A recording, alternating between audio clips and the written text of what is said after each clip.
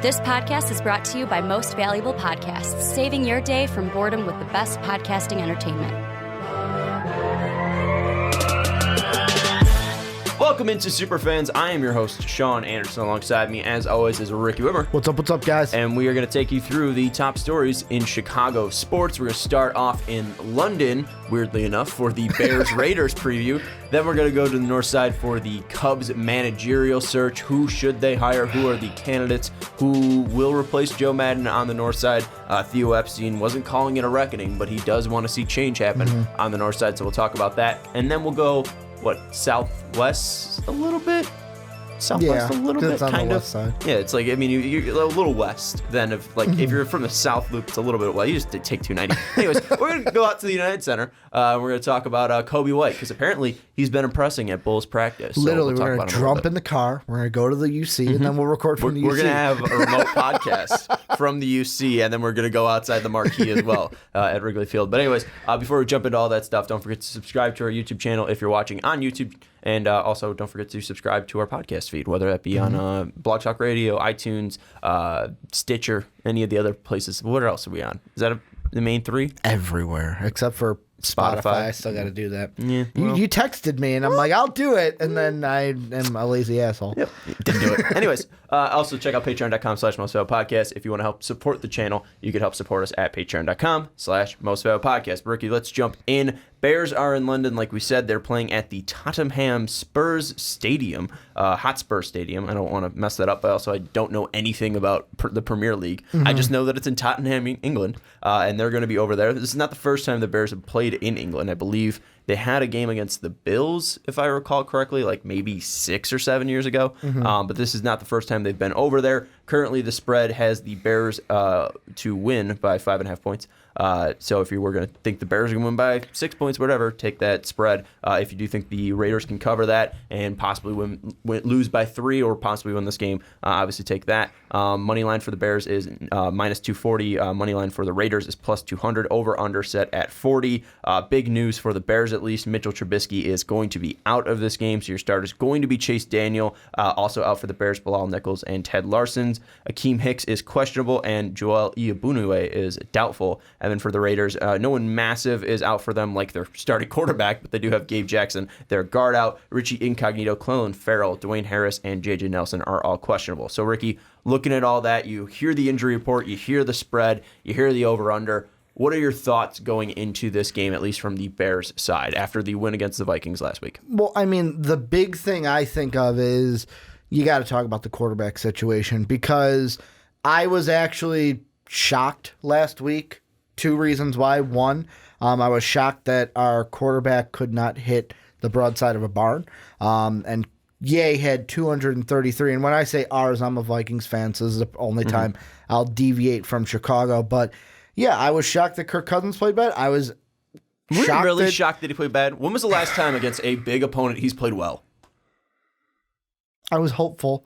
Like I was. Why? Why? He's always been bad. It's my team, man. Like I was. That's unfortunate for you. And I was more shocked after Mitch went down. I was like, oh, cool. Like we can actually win this game now because it's Chase Daniel coming in, and Daniel didn't look bad. He looked good. It was like one of those things where I'm like, wait a second, he's actually doing good. I know they only scored 13 points, the Bears, last week, but it's like, he didn't do bad filling in for Mitch. So like. There's a part of me that's like, why should I even worry about Chase being in? But like, I also wonder with now the full week of practice, is that going to help Chase, knowing he's the guy coming in this week? Also, London's a weird thing. Like having to deal with the travel schedule for London, playing in London time, sometimes messes teams up. So like, could this be a game where the Raiders maybe sneak in a steal against the Bears because you're in London and not at home? I don't think so, mainly just because the Bears are going into a bye after this week. I'm not entirely sure about the Raiders here, but at least for the Bears, I don't think they will be doing that, mainly because Raiders they have a bye as well. Okay, which makes sense.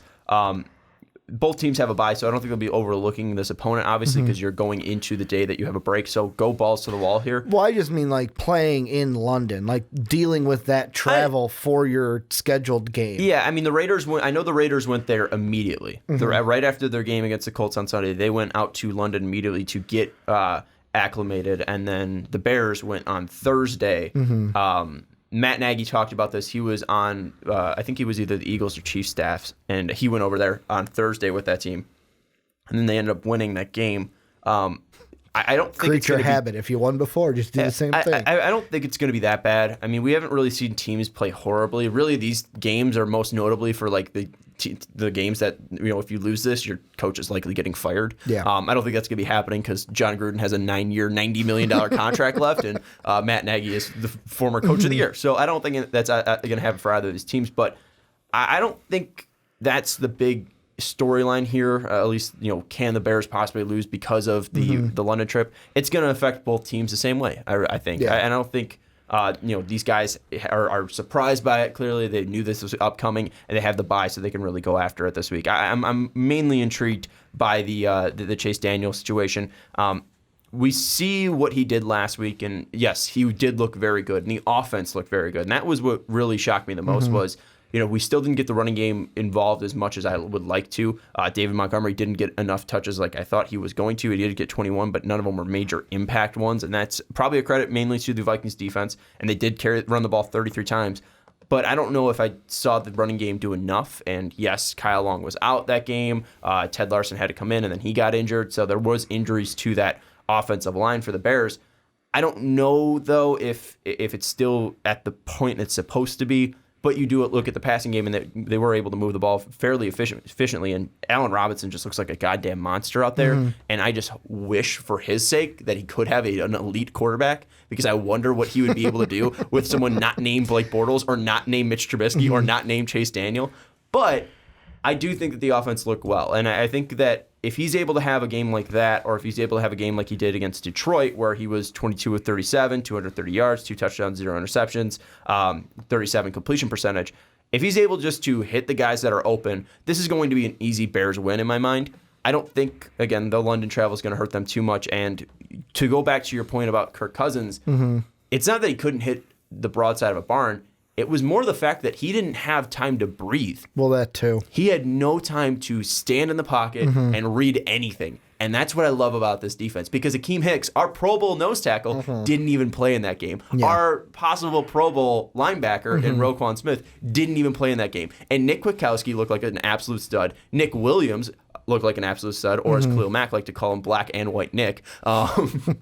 They both look like studs.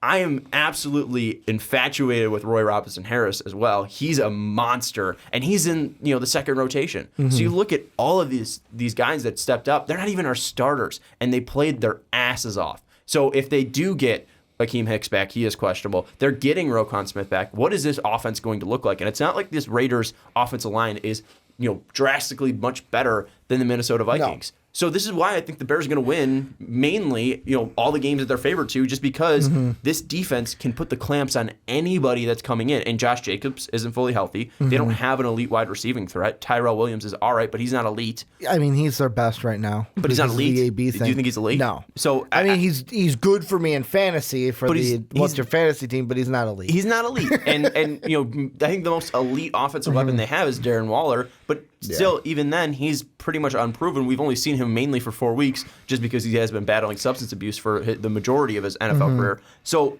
if they're able to stop Darren Waller, which I do think they have the athleticism to, with guys like Eddie Jackson or Roquan Smith, they're going to be able to get to Derek Carr, and Khalil Mack's going to feast on his old team. Well, that's one of the keys for me, because there's two things that I'm looking at in this game. One of them is Derek Carr versus the Bears D, because for the past week or so, or let's just say in the 2 wins that the Raiders have, last week against the Colts, Derek Carr was only sacked 1 time. And then the Bronco win, he wasn't sacked at all. You look at the loss against the Chiefs, defense got to him 3 times. You look at the Vikings game, where they lost that game as well, the Vikings defense got to him 4 times. So, there's a part of me that's like, this Bears defense is going to get after Derek Carr can Derek Carr make plays? And can John Gruden in his play calling set up Derek Carr to make plays? Because when this Bears defense comes, I almost think of it, it's like we're going to a slant game. Like timing routes, get the ball out, get it to the wide receivers as quick as possible. But you also got to run the ball too. And that's where on the other side for the Bears, where I'm really leaning in offensively. Because when I look at the Raiders, yet again, their 2 wins, the other team didn't run the ball well. Marlon Mack this past week only had 39 yards. He was 1 point away from getting me 4 points in fantasy. Week 1, you had Royce Freeman and Phillip Lindsay had about 90 to 100 yards together, but they didn't really do much that Week 1 game. Whereas the other 2, Dalvin Cook went off against this Raiders team. Vikings got a big win. And then the Chiefs, none of their running backs did anything, but when you're going up against Patrick Mahomes, it's kind of hard to win that game when he throws for 4 touchdowns in a game. So, I mean, there's a part of me that goes, if Montgomery can get going in this game, I don't think he's going to have an 100-yard game like Dalvin Cook had. Cook had 110 and a touchdown when the Vikings played the Raiders. But, if the Bears can get after Derek Carr, make his life hard, get him on the ground, and then run the ball, that'll make Chase Daniel's job, or Daniel, I do the Chicago thing where I add an S to it. That's way better than Trubinsky. Yeah, Trubisky. That's absolutely murdering that name.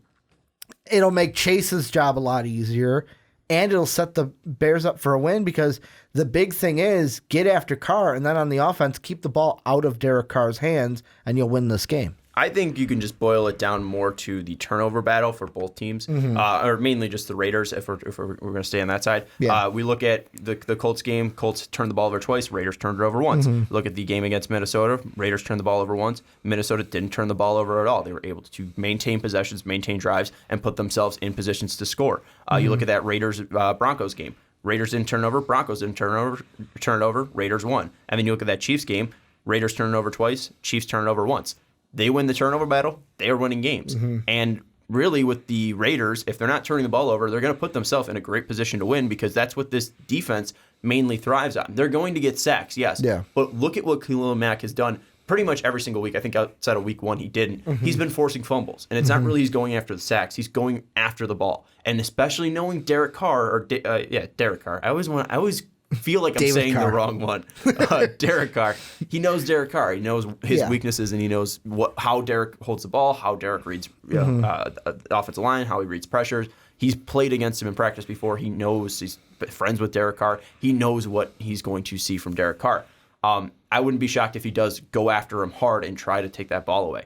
And I think with that on the Bears side, I don't really think turnovers are going to be a main key, because I think that's just going to happen if they start off fast. You mean if they turnovers, the defense getting turnovers, I don't offense think it matters. them away? I mean, if the Bears turn over the ball 4 times, then they're going to be fucked. But if Chase throws an interception, I think really with the Bears, if they just start off fast and they put pressure on the Raiders, that's just going to lead to turnovers, or at least just mistakes for this Raiders team, and that's what they need to avoid. I think the Raiders need to play pretty much flawless football to win this game, and that's mainly just due to the lack of weapons that they have, the lack of a great offensive line that they have, the lack of a great defense that they have. I do think that this team can be, the Bears can really win each and every week just because of this defense. I mean, you're going up against subpar teams like the Oakland Raiders. Yes, they have 2 wins, and one of them's against a really good Colts team in Indianapolis. But they were also without their number 1 player or number 1 threat in T.Y. Hilton. You could probably make an argument that he's their best offensive player. Quentin Nelson.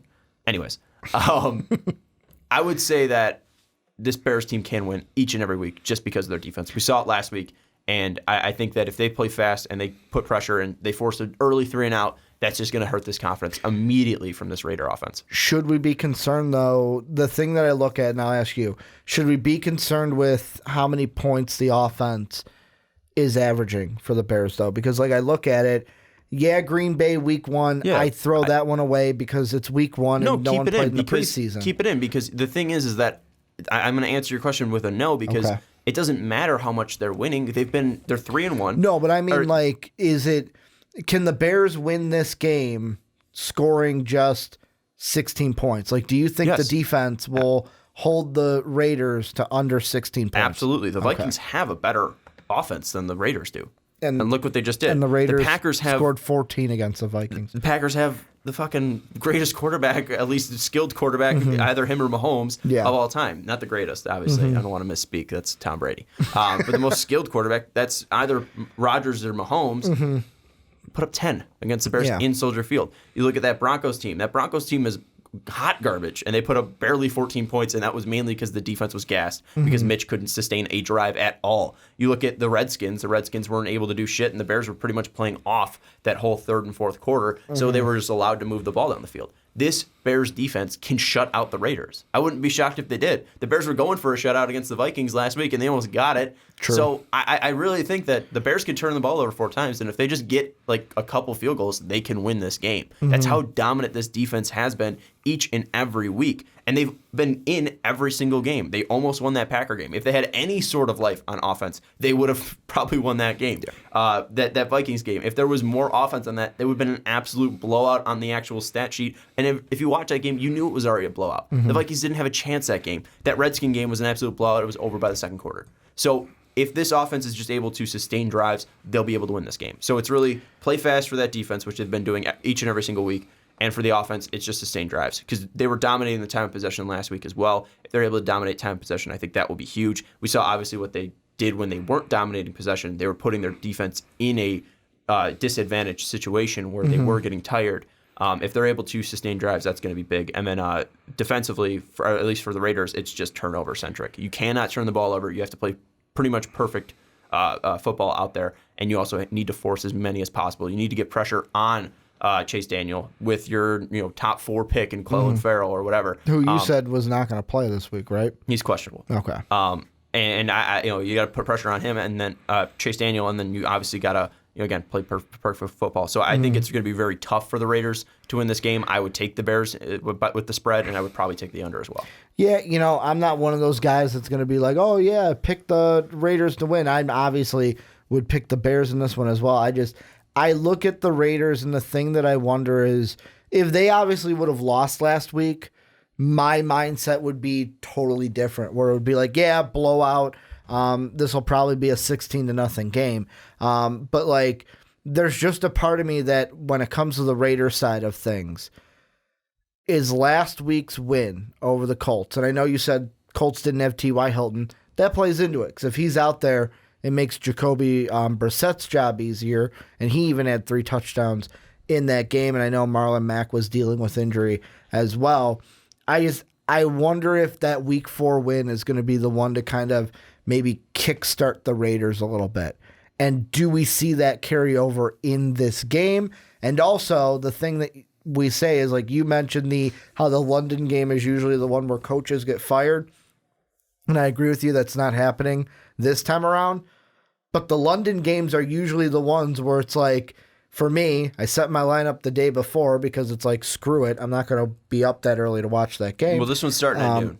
Oh, this one's a later one. Yeah. Okay. Usually they're like 9:30 in the morning, and I'm like, whatever. And then I wake up, and it's like, wait, what the fuck happened in that game? Taking place at 6:30. Usually these are the WTF games, I call them, where what bizarre Twilight Zone thing can happen does happen. And I wonder if that's going to be a possibility in this game, where it's like, we expect the Bears defense to roll through. We expect the Bears to put up some points in this game. I say some points because besides that Redskin game, 16 has been the highest that they've put up.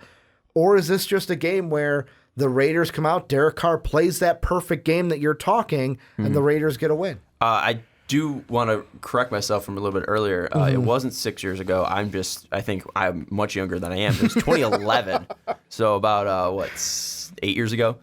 Were you right on the team though? No. Bears were the visitor. They won 24-18 over the Tampa Bay Buccaneers. Oh, okay. Can you guess the pregame show? Who played in the pregame show? In 2011? It was the Goo Goo Dolls. Ah. Yeah. It happened in 2011, not 1990, whatever. And AJ Tracy, I don't know who that is going to be the opening pregame show for this game. AJ Tracy, I'll look him up. I think that this game is mainly going to be not remembered for the whole Raider thing or the whole London thing. I think it's just going to be mainly known by the ass kicking that the Bears are going to hand the Raiders. I'll take the Bears by a score of 21-3.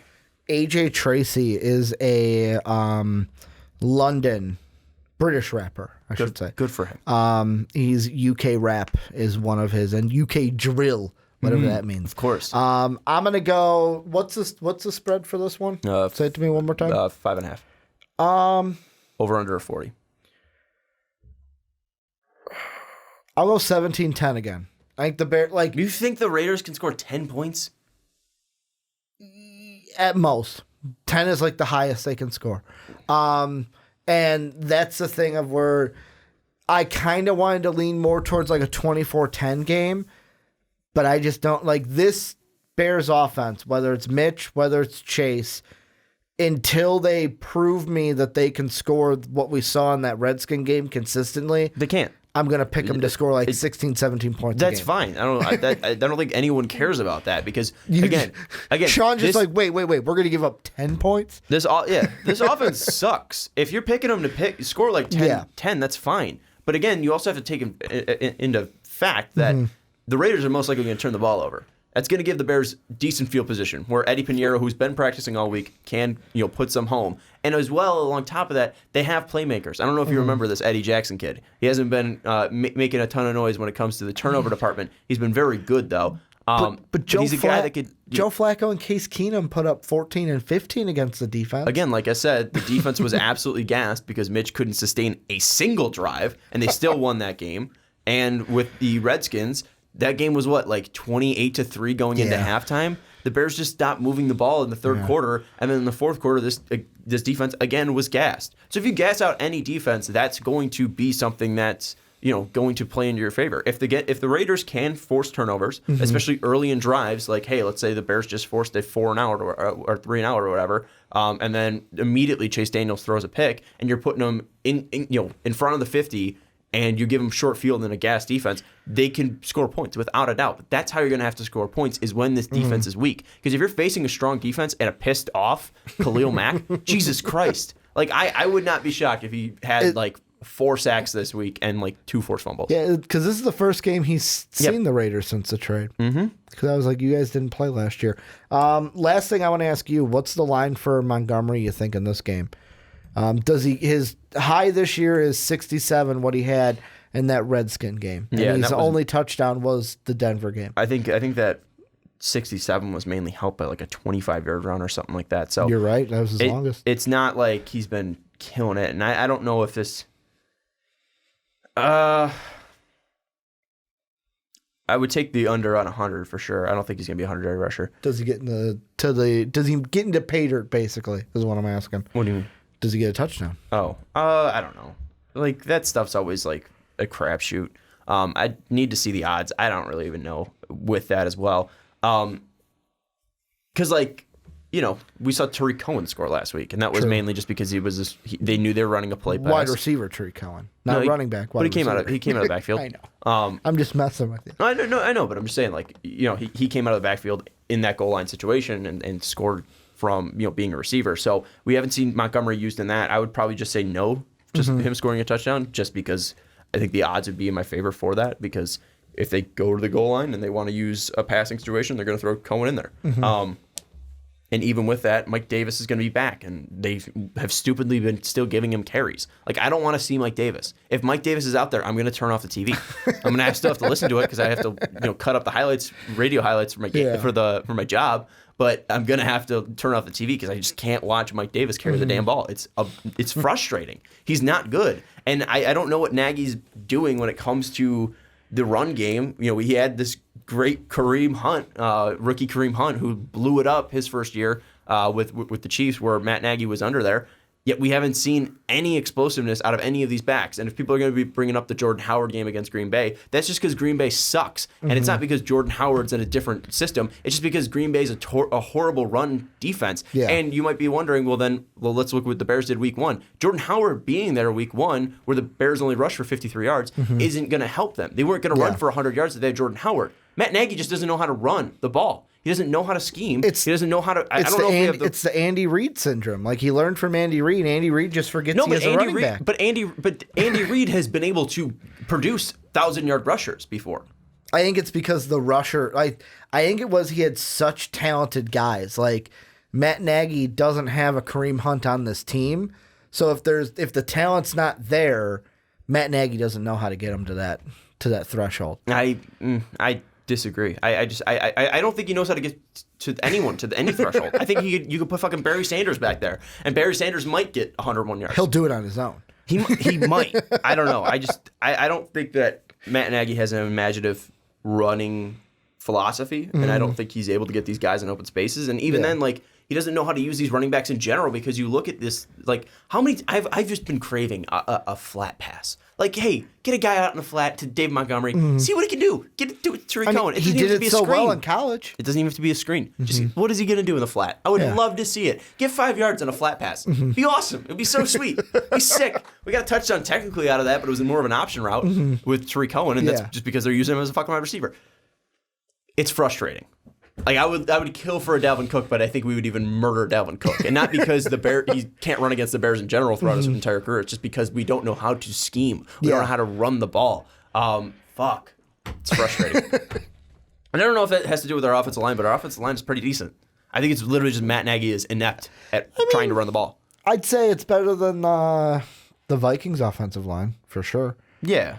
But that's like saying, you know, I mean, we're not the worst. Alabama's offensive line's better than the Vikings offensive line. Even with that, too, like, we're better than the Cardinals. Do you know the last time that the Bears had a 100-yard rusher? Shit.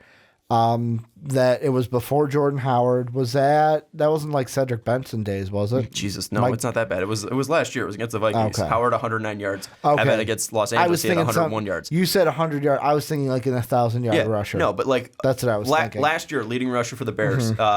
35 was the high rusher against the Eagles in that playoff game. 82, 35, 61. Trubisky for 53. Howard for 69. Trubisky for 81. Howard 81, 47, 21, 63, 14, 76, 101, 60, 53, 109. It's been a problem since last year too, and it's just frustrating to see this because it doesn't matter who the back is. It's what been 21 games, something like that, and he has not been able to produce more than 2 100-yard rushing games, and it's frustrating for this guy who is an offensive genius. And I know that he's a little bit limited with the quarterback situation, but even then, like, there has to be a time where you're able to get something going offensively. And Chase Daniel looked very good, at least finding open guys last week. This is a worse defense going up against Oakland, but I mean, going back to your point with the whole, can the Bears win? Putting up less than 20 points? Like, yeah, they've been doing it for the past 21 games. They don't have a great offense. So I think the Bears will win this just because of the fact of this defense. And you know what kills me too? Like, looking at just like the Bears and their single season like rushing totals. I get that we had a guy called Walter Payton who's really fucking good. But I never realized, maybe because I'm not a Bears fan, how spoiled I was with Bear running backs. With like having over 1,000 yards, not like being Hall of Fame guys. Like Matt Forte, solid guy. Thomas Jones, solid guy for the Bears. Got kicked out because of Cedric Benson. Yeah. You had Jordan Howard had an 1,000-yard year, the 2010 year. And then 2010. Jordan Howard was a 2016. Yeah, there you go. The 6 looked like an O to me. A-Train, Anthony Thomas. Yeah, Anthony Thomas too. He had one in 2001. He had 1,100 yards, almost 1,200. Just for this people that might be like, oh, Matt Nagy is a genius when it comes to offensive game planning. John Fox, most boring coach in the history of the Bears. Maybe not because he's competing with Mark Trestman. But Jordan Howard, 104 yards rushing against Pittsburgh, 167 against Baltimore, 102 against New Orleans, 125 against Detroit, 147 against Cincinnati. Like, we've been able to run the ball before with the same guy. It's mainly Matt Nagy. So, and that was pretty much the same, a very similar offensive line as well. I'll take your Mark Trestman and your, I already forgot his name, John Fox, and I'll raise you a Dick Duran. Dick Duran wasn't bad. Dick Duran gets a bad rap. You think so? Absolutely. Okay. That's 5-year-old Sean speaking as well, who loved George Bush. And don't forget about Wanstead, baby. Dave Wanstead is hilarious. I met Dave Wanstead, and Dave Wanstead is the nicest guy in the world. Didn't he, right after the Bears, he got fired from the Bears, and then that's where he went to Pitt, right? Because he was the Bears head coach. No, he went to Miami first. Okay, and then he got fired and went to Pitt, right? Yeah, I believe so. And then Saban took over for Wanstead in Miami, and then I think Wanstead went to Pittsburgh. But I don't think it was. I think he might have had a stop in between Bears and Miami. I don't think he was right away that he went to the Dolphins because he was a part of the Cowboys, and then here I got it right here. So 93 to 98 he was the Bears coach, and then 2000 he took over in the Dolphins. Went 11-5 at 11-5, 9-7, 10-6 in his first 3 years. I forgot he was a head coach in Pittsburgh too, from 05 to 10. Weren't you talking about that? No. I forget that he was a head coach in Pittsburgh. But didn't you say after the Bears he went to Pittsburgh? No, I was the college. Pittsburgh is the college. Oh, okay.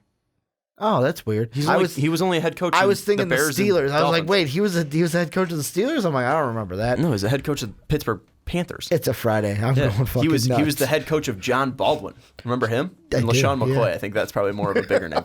Anyways, let us know your thoughts on the Bears-Raiders game down in the comments below. You think the Bears are going to win? And if so, by how many? I'll take the Bears by, I think I took, 18-point spread, 21-3, and Ricky's taking them by 7. I'm going to go 17-10. All right, so let us know your thoughts